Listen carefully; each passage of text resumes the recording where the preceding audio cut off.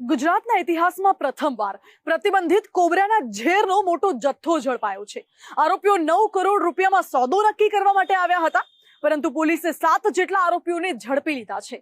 સોદો નક્કી થાય એ પહેલા જ પોલીસે આરોપીઓ પર સકંજો કસી લીધો છે, જેમાં મુખ્ય આરોપીની ધરપકડ થતા જ વધુ કેટલાક સ્ફોટક ખુલાસા થવાની શક્યતા છે।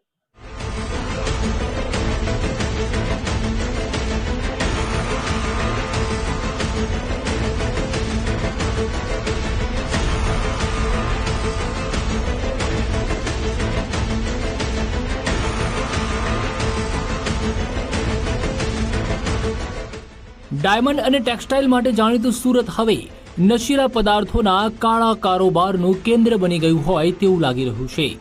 સુરત એરપોર્ટ પરથી ક્યારેક હાઇબ્રિડ ગાંજાનો મોટો જથ્થો ઝડપાય છે, તો સાબદી સુરત પોલીસ એમડી ડ્રગ્સ સાથે છાશવારે અનેક પેડલરોની પણ ધરપકડ કરતી હોય છે। ત્યારે રાજ્યના ઇતિહાસમાં પહેલીવાર સુરત પોલીસને મોટી સફળતા મળી છે। સુરત સ્પેશિયલ ઓપરેશન ગ્રુપે કોબરાના ઝેરનો કરોડો રૂપિયાનો જથ્થો ઝડપી પાડ્યો છે। બાતમીના આધારે સુરત એસઓજીની ટીમે લસકાણા સરથાણા વિસ્તારમાં દરોડા પાડ્યા અને 6.5 મિલીગ્રામ જેટલો કોબરાના ઝેરનો જથ્થો જપ્ત કરવામાં આવ્યો। આ ખતરનાક ઝેરનો સોદો અંદાજે 9 કરોડ રૂપિયામાં વેચવાનું પહેલાથી નક્કી કરીને તમામ આરોપીઓ મળ્યા હતા। આંતરરાષ્ટ્રીય બજારમાં આ કોબરાના ઝેરની 1 મિલીગ્રામની કિંમત 90 લાખ રૂપિયા જેટલી છે। જીવન બચાવતી દવા અને નશાઓમાં ઉપયોગી કોબરાના ઝેરની હેરાફેરીમાં શામેલ ટોળકીમાં વડોદરાના એક એડવોકેટ સહિત 5 શખ્સોની ધરપકડ કરવામાં આવી છે, તો મૂળ સુરતના 2 શખ્સો ઝેરનો સોદો કરવામાં સામેલ હતા। આ ધરપકડ કરાયેલા દરેક આરોપીને કમિશન પેટે મોટી રકમ મળવાનું પણ પહેલાથી જ ગોઠવવામાં આવ્યું હતું। રાતોરાત કરોડપતિ બનવાના સપના જોતા ટોળકીના તમામ સભ્યો અત્યારે જેલના સળિયા ગણતા થઈ ગયા છે। સુરતના લાઈફ પાર્ટનર મેરેજ બ્યુરોમાં એકઠી થયેલી ટોળકી કરોડોની ડીલ કરે તે પહેલા જ પોલીસે હાથ ધરેલા ગુપ્ત ઓપરેશનમાં ઝડપાઈ ગઈ હતી। કે જે એક અમદાવાદનો વ્યક્તિ છે જેનું નામ છે ઘનશ્યામ સોની, આરટીઓ સર્કલ સામે અમદાવાદમાં રહે છે, અને તેણે જે છે એ બરોડાના પ્રશાંત અને મકરંદ આ બંને જે વ્યક્તિ છે એને આ વેચવા માટે આપેલું, અને પછી બરોડાના 4 વ્યક્તિઓ સુરતનો જે મેરેજ બ્યુરો ચલાવે છે જેનું નામ છે મનસુખભાઈ અંબાભાઈ દિનૈયા, અને એને ત્યાં આ લોકો વેચવા માટે આવેલા, અને 9 કરોડમાં જે છે એ ડીલ પાકી થયેલી, અને એ વેચવા માટેનો પ્રયત્ન કરતા હતા।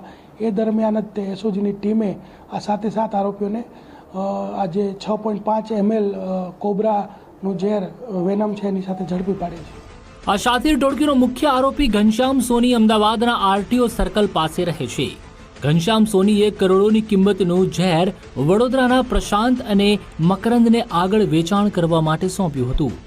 સુરત સ્પેશિયલ ઓપરેશન ગ્રુપે ઝડપેલા આરોપીઓમાં 67 વર્ષીય મનસુખ ધિનૈયાની સાથે જ 60 વર્ષીય ચિમન ભુવા અને 41 વર્ષના સમીર પંચાલનો પણ સમાવેશ થાય છે।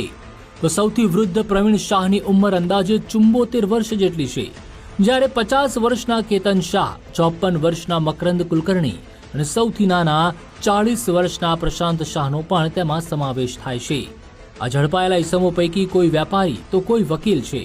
સાપનું ઝેર પ્રતિબંધિત ચીજવસ્તુ હોવાનું જાણવા છતાં તમામ આરોપીઓ ઝડપથી રૂપિયા રળવા માટે થઈને ગેરકાયદેસર કામમાં જોડાયા હતા।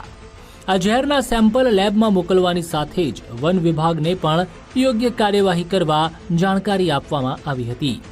અને આનો જે ઉપયોગ છે એ અલગ અલગ દવાઓ, જેમ કે બીપીની દવા, પછી લોહી ગંઠાવાની દવા, હાર્ટ એટેકથી બચવા માટે, તેમજ સાપનું ઝેર જે હોય છે એ ઝેર સાફ કર્યા પછી તેના ઉપચારની અંદર એન્ટી વેનમ તરીકે પણ આનો ઉપયોગ થાય છે।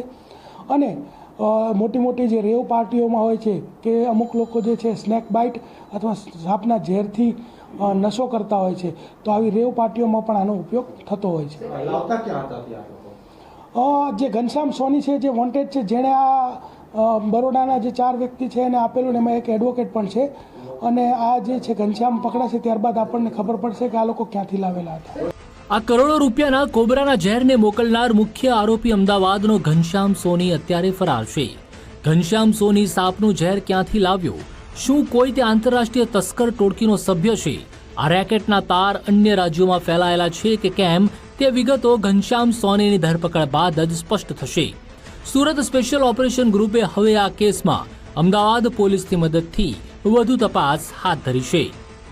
રાકેશ બ્રહ્મભટ્ટ, ગુજરાત ફર્સ્ટ, સુરત.